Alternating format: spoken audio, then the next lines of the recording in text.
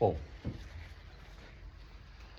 o tema de hoje à noite é: o dia do Senhor virá como ladrão na noite. Mas eu gostaria de me referir novamente ao texto que você leu, Priscila, que eu diria, se ele for lido e relido algumas vezes, eu não preciso falar nada mais, porque o texto por si só é de uma potência e de um convite tão ímpar que nós podemos ter a certeza que somos capazes de atendê-lo. Nós, infelizmente, vivemos uma fase da humanidade que nós nos tornamos muito incrédulos, absolutamente incrédulos. E ouvir um convite desse, que foi proferido há cerca de, grosso modo, 180 anos atrás, é um convite que nos parece um tanto fantástico demais. Quem é o autor desse texto que nos diz que na dimensão do Espírito foi estabelecido um roseral e esse roseral gerou uma flor que agora está pronta para que vocês possam sentir o seu perfume e aproveitar da sua própria melodia que nasce dessa flor. A expressão religiosa, a expressão espiritual, ela busca palavras para tentar fazer a gente entender aquilo que é difícil de ser expressado. Como você é capaz de expressar que da dimensão espiritual há uma manifestação que se traz para dentro da realidade humana? Para nós parece fantástico. Como funciona isso?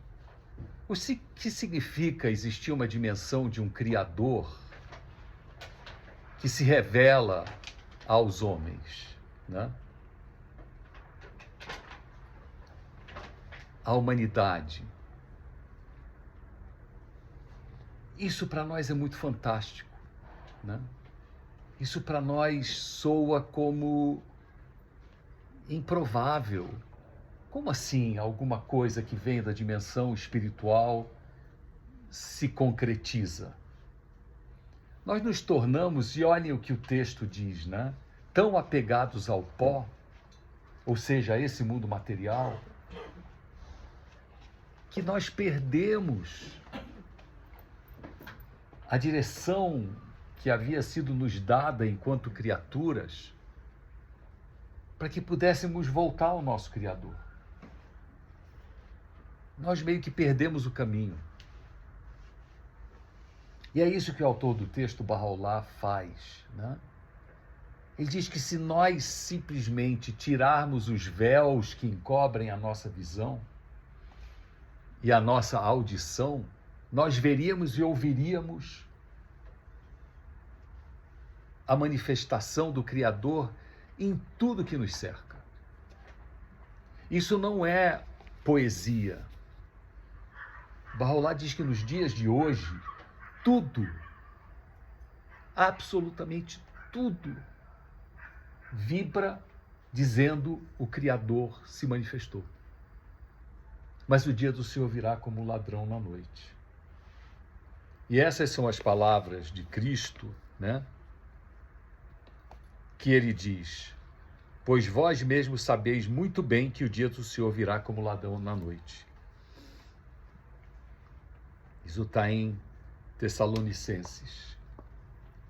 Em Mateus, e depois eu quero me referir muito a Mateus, e nós não somos muito estudiosos da Bíblia, tenho certeza disso, porque também nós nos perdemos disso, infelizmente. Poderíamos ser grandes estudiosos de um livro poderosíssimo, com informações preciosíssimas. Mas em Mateus, e vejam, são livros escritos com uma distância de tempo muito grande por autores totalmente diferentes, mas que transmitem a mesma essência daquilo que Jesus havia proferido. Contudo, entendam isso, Mateus 43. Se o dono da casa soubesse a hora da noite, a que hora da noite viria o ladrão, ele vigiaria e não permitiria que sua casa fosse arrombada. Porque o ladrão, quando vem à noite, ele surrupia. Ele é muito silencioso. Por que essa metáfora? É a metáfora de estarmos alertas, atentos, né? Não que a manifestação do nosso Criador se dê através de um ladrão, não é isso, é uma metáfora.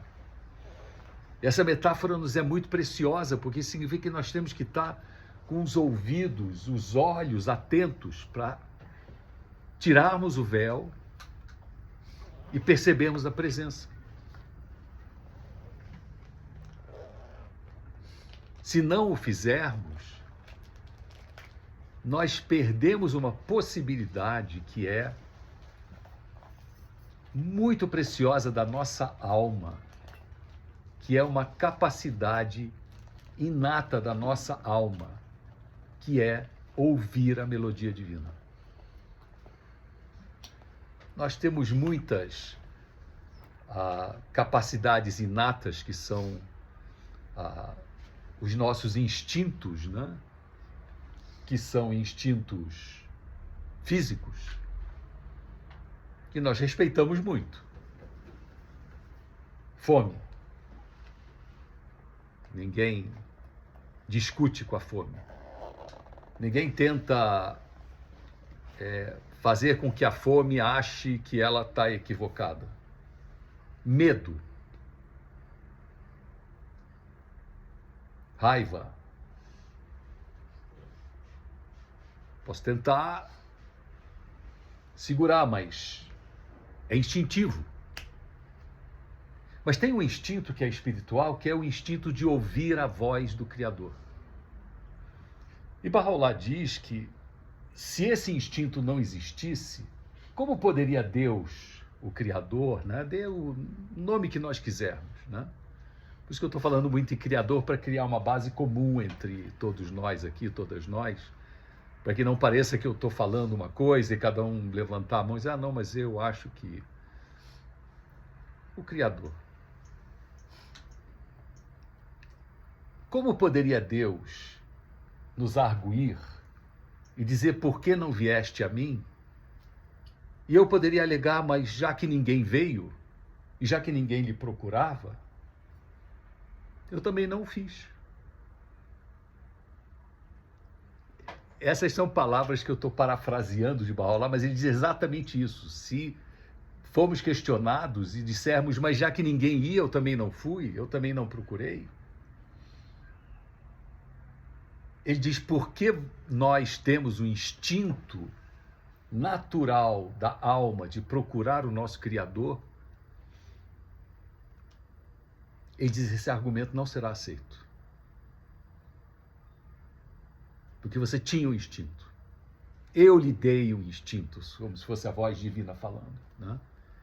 Eu lhe dei o instinto e lhe dei a capacidade de me procurar. Porque o teu propósito, diz Bahá'u'lláh, o propósito da nossa vida, é nos volvermos ao nosso Criador, só isso.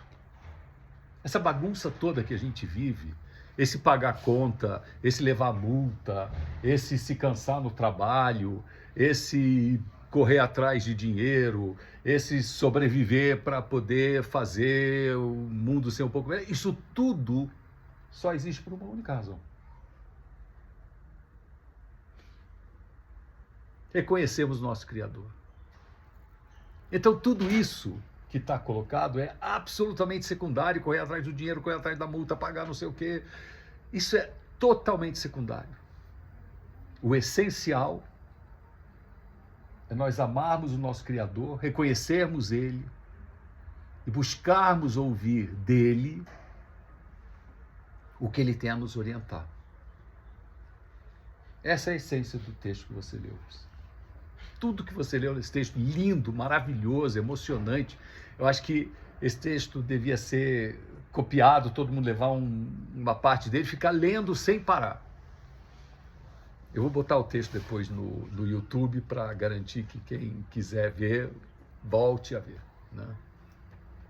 É muito fantástico esse texto.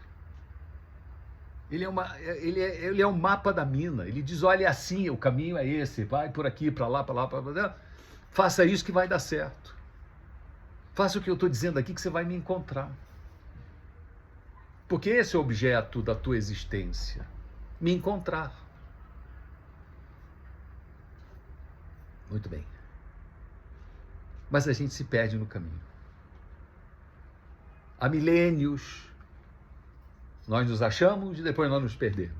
E depois nós nos achamos e depois nós nos perdemos. Nossos ancestrais se acharam, os que vieram depois deles se perderam, depois outros vieram que se acharam novamente e depois perderam o caminho de novo.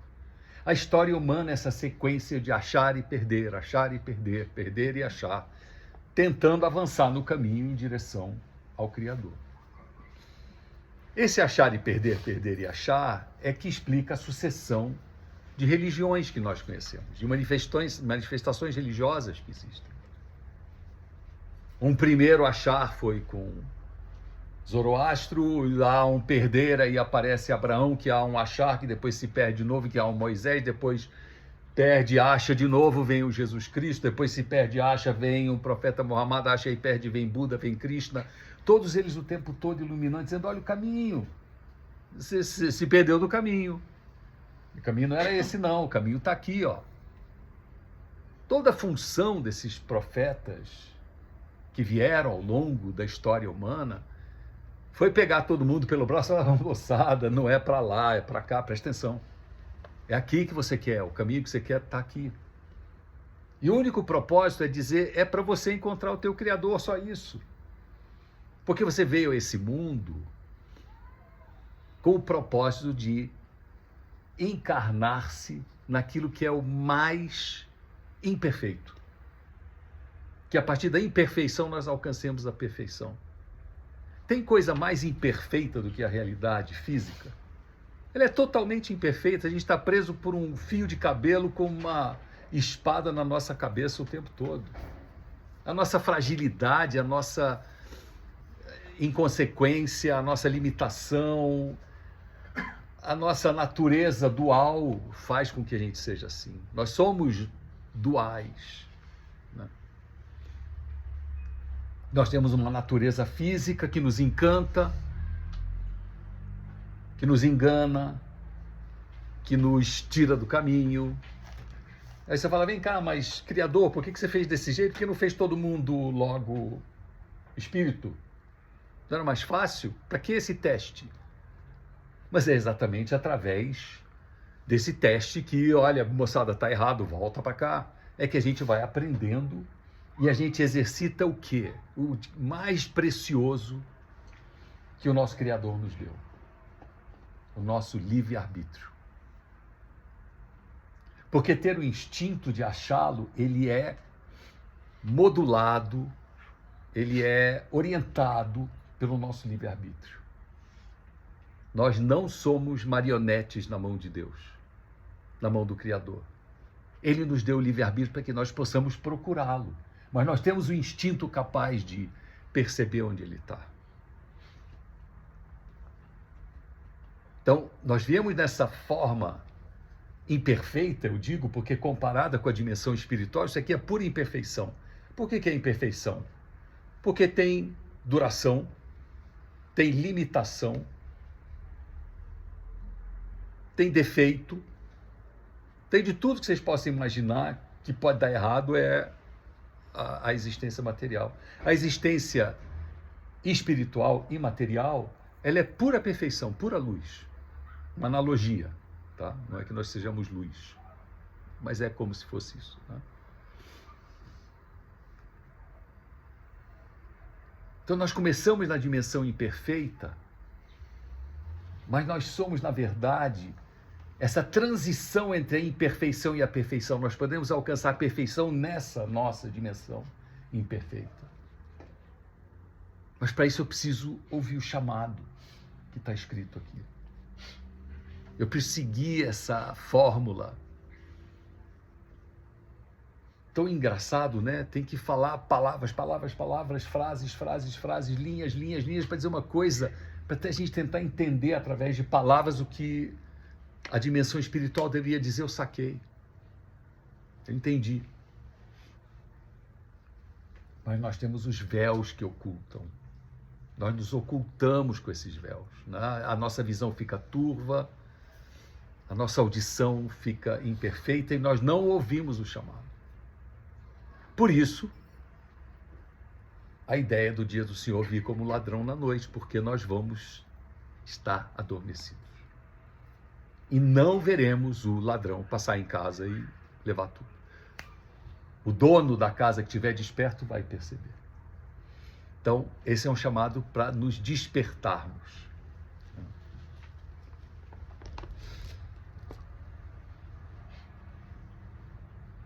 Então, como é que eu sei se o dia do Senhor chegou mesmo ou não? Aí eu vou pegar por uma dimensão judaico-cristã.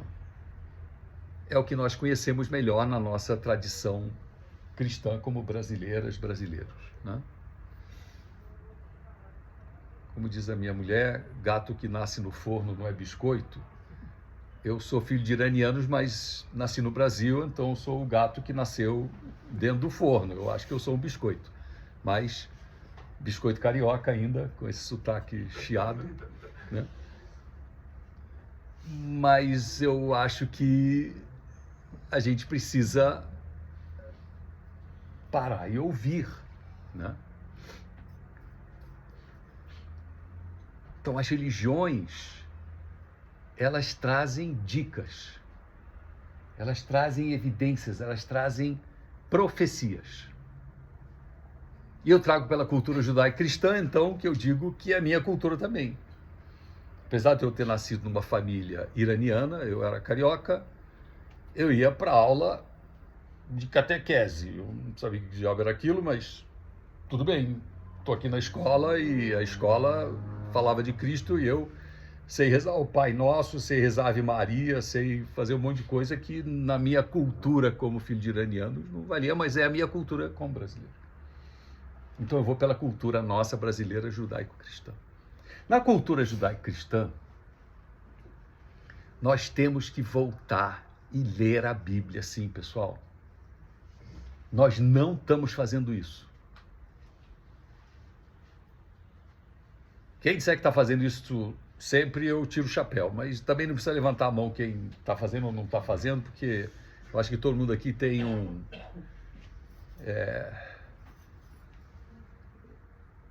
uma confissão a fazer, mas aqui não é o confessionário, então deixemos desse jeito mesmo. Mas leiam Mateus 24. Leiam Lucas 21.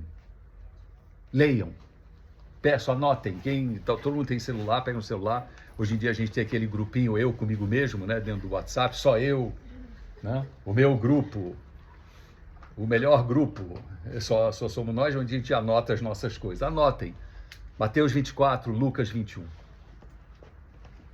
Verdade, eu não tenho a Bíblia em casa. Você tem internet? Entra na internet, bota lá Bíblia.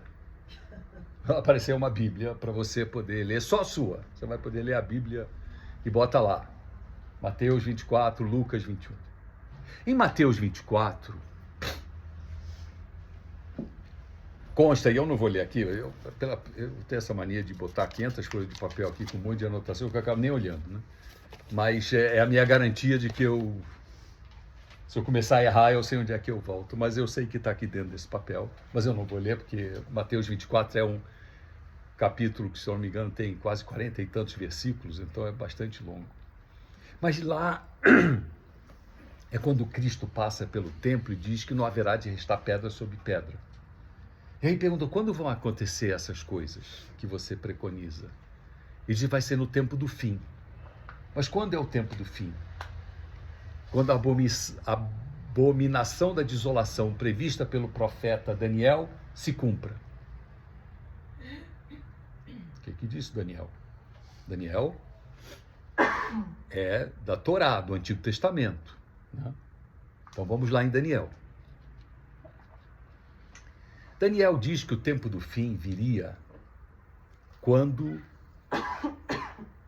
se passassem 2.300 tardes e manhãs desde aquele momento que ele falava. Bom, uma tarde e uma manhã, o que é? Um dia, né? Então, 2.300 dias.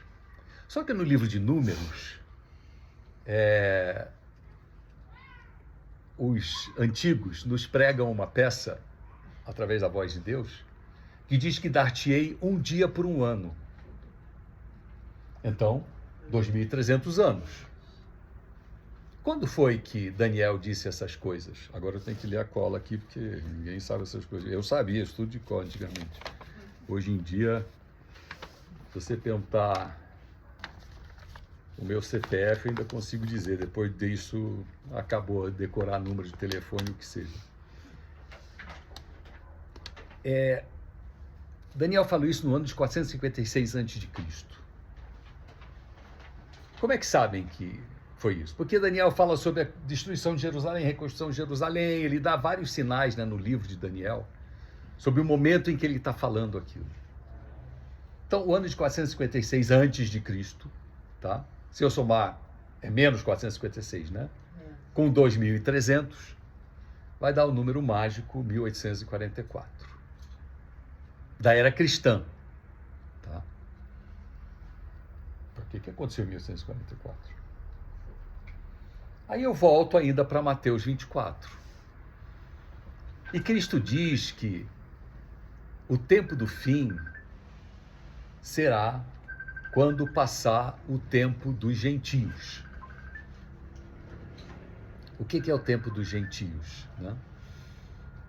Biblicamente, os gentios são os não crentes em Deus, né? Ou seja, os não crentes na linhagem judaico-cristã, né? O que acontece com Jerusalém? Jerusalém é tomada, é derrubada, e aí, de repente, todos os judeus são expulsos da então Palestina, e quem toma conta são os muçulmanos. E durante quase um milênio, Jerusalém está tomada por eles, até que aparece um decreto chamado Édito da Tolerância, que afirma que os judeus podem voltar a fixar residência na então Palestina. Agora, se Cristo acertou com chamando, olha que coisa doida, hein? Cristo pega uma profecia de Daniel, que não foi ele que disse, 2.300 anos antes dele ter aberto a boca. Não tinha falado, não 2.300, mas enfim, 456 anos antes de Cristo ter vindo a esse mundo. Ele pega uma profecia dele e diz, olha, eu sou essa profecia que vai passar o tempo dos gentios. Que ano é o Édito da Tolerância? Adivinha? 1844. Duas que se combinam. E aí Cristo faz a terceira profecia. Ele diz que o tempo do fim chegará quando este evangelho tiver sido pregado em testemunho a todas as nações. Está em Mateus e está em Lucas também, nesse Lucas 21 que eu falei. Existe uma sociedade chamada Sociedade Bíblica Internacional, não sou eu que inventei essa história, que fez, desde a época de Constantino, um mapeamento global para saber até onde ia a mensagem de Cristo. E a Sociedade Bíblica Internacional diz que o último rincão da Terra, que ficava na África, que não conhecia como região, né? Mas ninguém está falando que ser... Porque olha o termo que Cristo usou, em testemunho a todas as nações. Ele não falou em todos os povos. Se ele falasse todos os povos, cada um do ser humano daquela época tinha que saber. Mas as nações deveriam saber. A última nação que não tinha conhecimento e que evangelizadores seguem para lá, era no coração da África. E que ano aconteceu isso? 1844. Então aconteceu alguma coisa em 1144, da era cristã. Né? E é nesse Mateus 24 que tem aquelas profecias horrendas que Cristo traz, né? De que pai não reconhecerá filho, quem subir a montanha que não desça, que não olhe para trás, que coisas horríveis vão acontecer. Que é muito desse momento que nós estamos vivendo, né, como humanidade. Mas esse 1844 é muito icônico. E a era Bahá'í, ela começa exatamente em 1844, com uma dupla manifestação de dois profetas, dois reveladores da vontade divina, o Bab e Bahá'u'lláh, que iniciam a sua pregação e iniciam a sua proclamação de que eles eram esses portadores dessa mensagem divina prevista, tão aguardada. Mas não é só aí. Se eu pegar do Islã, tudo se direciona ao ano de 1260, da Hégira, da Era Islâmica, que é um calendário diferente do nosso calendário baseado na Era Cristã, né?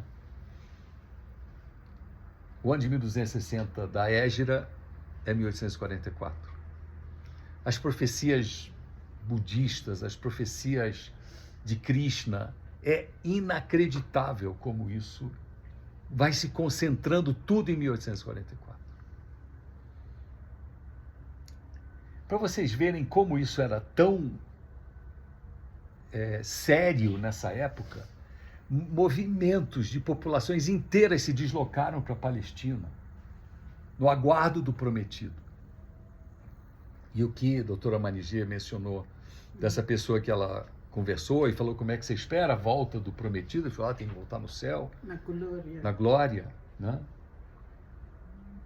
Mas nós aqui espero que, com todo respeito, ninguém aqui seja terraplanista, porque nós sabemos que a Terra não é plana e ela é esférica. E se Cristo aparecer aqui, quem está aqui embaixo, aqui está de dia, aqui embaixo está de noite, não vai ver. E ele não é astronave para ficar dando voltas, e isso não tem sentido. Então o que significa isso? Que céu é esse? Que nuvens são essas? Ele vai vir sobre, rompendo as nuvens, né? Qual é a nuvem que Bahá'u'lláh se refere nesse texto que Priscila leu? São os nossos véus. São aquilo que obscurece a nossa visão. Então nós precisamos desobscurecer a visão para podermos ver o prometido. E ele, na figura de Bahá'u'lláh, já se manifestou. Mas por que eu ainda não ouvi? Por que até agora o mundo não reagiu? Por que todo mundo não sabe que Bahá'u'lláh veio? Porque o ladrão na noite, ele vem para cada coração, na noite de cada coração. Essa não é somente uma noite universal, uma noite global. É a noite de cada uma e cada um de nós. Se nós estivermos vivendo essa noite e não estivermos atentas e atentos, nós não vamos ouvir o chamado dele.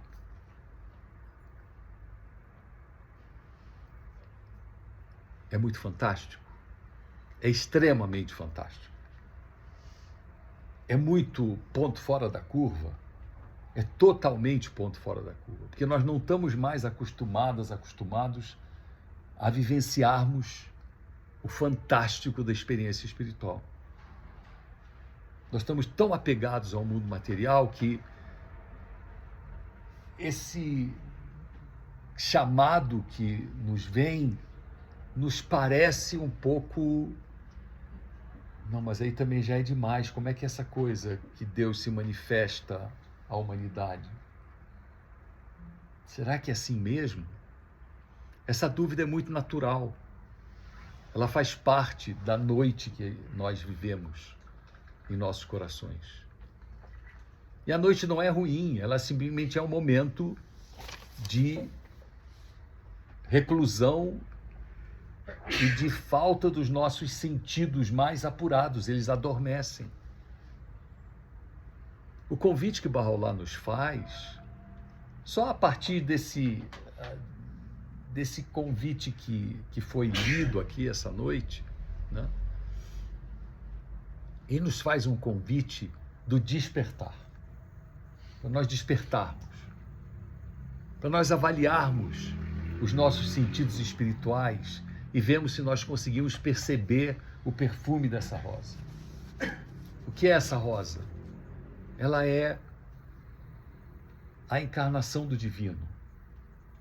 Essa metáfora da encarnação do divino, da encarnação da perfeição, da encarnação da beleza, da encarnação da harmonia. Ela pode estar viva entre nós. E quando ela está viva entre nós, ela dá sentido às nossas vidas. Porque, muito sinceramente, minhas amigas, meus amigos, viver o mundo de hoje sem uma perspectiva de sentido é muito dramático. Qual é o fim dessa maluquice toda? Quantas Gazas, quantas Ucrânias, quantas repúblicas democráticas do Congo, ninguém fala nisso, que mais de milhões de pessoas já foram mortas numa guerra civil absurda e fraticida.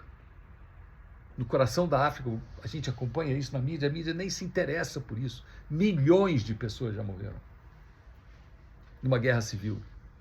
Luta por poder. E a gente vai vendo mais loucura e mais loucura. Se nós formos olhar isso, a gente se desespera. Mas nós temos que ter a mesma perspectiva, e eu termino aqui, da obstetra do obstetra. Quando a mulher está a ponto de parir no seu parto normal, vamos para as primíparas então, porque acho que já tiveram vários filhos. O terceiro filho que eu tive não foi nada, de repente estava lá, eu estava ótimo. Então vamos para a primípara, né? Primeiro parto, o que acompanha? Contrações, dor, respira, fundo, empurra. Agora, o que a mulher diz? Não aguento mais. Acabem com isso. Eu não quero mais isso. Em média, no geral. Se a obstetra for olhar o pedido da mãe, o que ele vai fazer? Ela vai fazer. Vai perder a criança. O foco é a criança, o foco não é a mãe. A mãe está botando para fora uma nova realidade. Esse mundo que nós vivemos está vivendo exatamente esse momento do parto. As dores, as contrações, os suores, os apelos, os gritos. Minha irmã vai ouvir isso aqui e vai querer puxar minha orelha, mas não vou dizer qual das irmãs, então tenho duas, pode ser A ou B. Mas a irmã, sem dizer que é A ou B, estava tendo o seu primeiro parto, e eu fui ao hospital, morávamos numa cidade pequenininha também, que eu não vou dizer qual é, porque senão todo mundo mata a charada, e eu da esquina, do outro lado da rua, vi os gritos da minha irmã. E foi aqueles partos complicados que levam horas que o diabo do meu sobrinho não saía. É isso que a gente está vivendo no mundo hoje. Se nós dermos atenção às dores do parto, nós vamos perder a oportunidade de sermos aquelas que contribuem para a nova vida. Nosso foco é a nova vida. E Bahá'u'lláh vem e diz, olha, preste atenção na nova vida, preste atenção nessa rosa. Veja o perfume dela. Ouçam o que ela tem a dizer. Porque essa rosa, traz para vocês o mapa de como caminhar em direção a esse novo mundo, de trazer esse novo mundo à realidade, de trazer essa nova possibilidade. Não deixem de ter isso, tenham isso como a certeza de vocês, né? Esse é o convite que Bahá'u'lláh está fazendo a cada uma e cada um de nós aqui essa noite. Tirarmos os véus, aprimorarmos a nossa visão e a nossa audição, acreditarmos na nossa intuição espiritual, no nosso instinto espiritual, mergulharmos no convite que ele nos faz, porque ele diz: olha, sou eu sou a encarnação da voz de Deus para os dias de hoje. Em outro futuro, outra voz. No passado, várias vozes. Essas vozes se repetem. E agora eu fecho aqui. E Barrolano faz uma promessa maravilhosa. Ele diz que esse será o dia que não será mais seguido por noite. O que significa isso? Que a humanidade se tornará extremamente esclarecida, né? Tudo clarificado. Esse é o dia que não mais será seguido por noite. Mas nós vamos viver dificuldades do processo de parto, até que então essa nova vida venha e nós sejamos copartícipes desse processo. É esse o convite.